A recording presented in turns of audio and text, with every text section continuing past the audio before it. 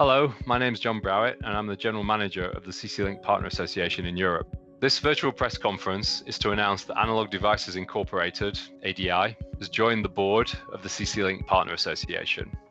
Analog Devices does business in many application markets such as communications, medical, automotive and industrial.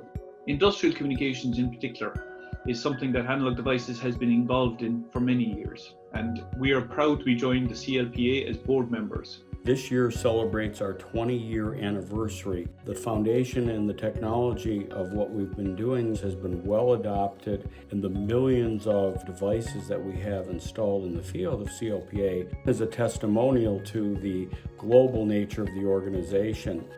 And Analog Devices will be crucial to really helping drive the vision of CLPA over the next 20 years. The smart factory has traditionally been hierarchical. It's got a variety of communication protocols. The vision of the smart factory, which is when everything can talk to everything. That's sort of the magic vision. This is where protocols like CC-Link IE, TSN are going to be so important. They're going to give us the communication piece that we need to realize this vision.